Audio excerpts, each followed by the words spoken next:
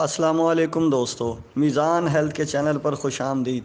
آج کے اس ویڈیو میں آپ کو بتانے والا ہوں کہ سالب پنجہ کیا ہے، اس کا مزاج کیا ہے، کس موسم میں استعمال کرنا چاہیے، استعمال کا صحیح طریقہ کیا ہے، مردانہ طاقت کے اکثر نسخوں میں یہ بکثرت استعمال کیوں ہوتا ہے، اور خصوصاً سالب پنجہ کا جو معجون بنایا جاتا ہے اس کا اصلی نسخہ کیا ہے۔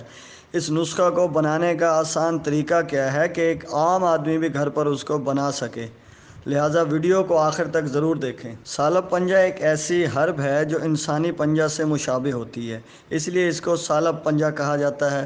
دنیا میں جتنی بھی چیزیں پیدا کی گئی ہیں ان کو کوئی نہ کوئی مزاج دے کر بنایا گیا ہے، اور کوئی بھی چیز مفرد مزاج کی نہیں ہوتی بلکہ مرکب مزاج دے کر بنایا گیا ہوتا ہے، جیسا کہ گرم خشک، تر گرم، خشک سرد وغیرہ۔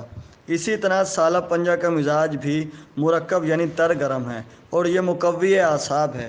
کم نصیبی کی بات ہے کہ اس کو صرف مردانہ طاقت سے متعلق ہی بتایا جاتا ہے، جبکہ اس کے مزید بھی بہت سے فوائد ہیں، جیسا کہ وہ بچے یا لڑکے لڑکیاں جو دبلے پتلے ہوتے ہیں، جسم پر گوشت نہیں ہوتا، گال پچکے ہوتے ہیں، کلائیاں بہت سوکھی ہوتی ہیں، جسم کی نشو و نما رک جاتی ہے، ایسے تمام افراد سالب پنجہ کو پاؤڈر بنا کر روزانہ رات کو آدھے چائے کا چمچ دودھ کے ساتھ استعمال کریں۔ اگر کسی کا ہاضمہ کمزور ہے تو وہ اس کے ساتھ برابر وزن سونف ملا کر پاؤڈر بنا لے اور پھر استعمال کرے۔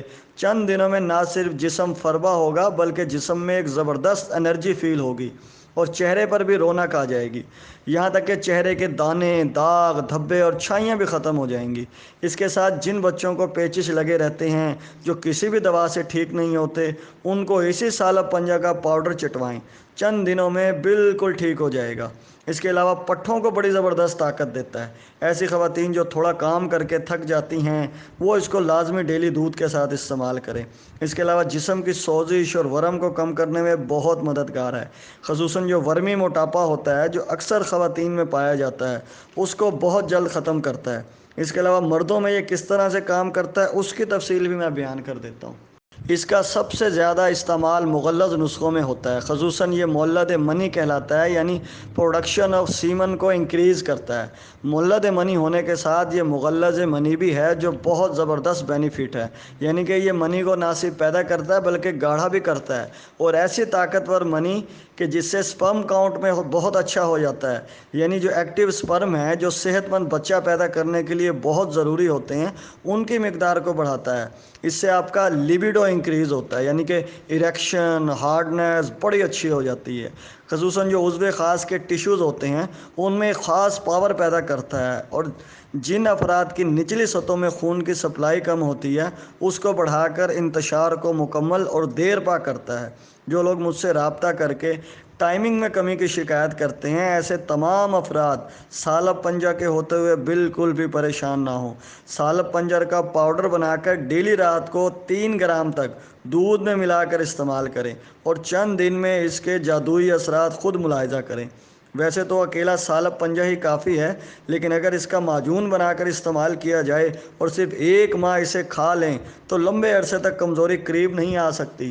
0 سے 0 بندے کو بھی کمال رزلٹ ملتا ہے، خصوصاً میرے وہ دوست جو شوگر کے مرض میں مبتلا ہیں اور شوگر نے انہیں کھوکھلا کر دیا ہے اور کئی دن شہوت ہی نہیں آتی، وہ تو فوری طور پر اس نسخے کو بنا کر استعمال کریں اور مجھے دعاؤں میں یاد رکھیں، لہٰذا نسخہ نوٹ فرما لیں۔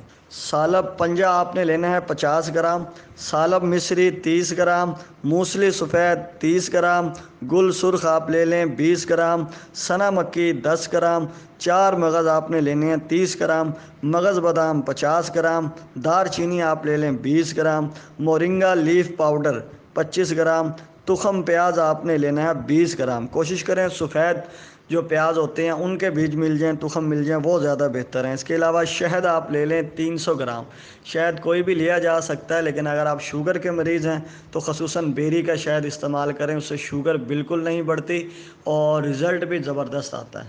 شہد کے علاوہ باقی تمام اشیاء کا پاؤڈر بنا لیں۔ اب اس پاؤڈر کو شہد میں اچھی طرح مکس کر لیں، بس یہ آپ کا معجون تیار ہے۔ نسخہ بنانے میں دشواری ہو تو آپ یہ نسخہ دیے گئے نمبر پر کال کر کے منگوا بھی سکتے ہیں۔ ویڈیو پسند آئے تو لائک اور شیئر ضرور کریں۔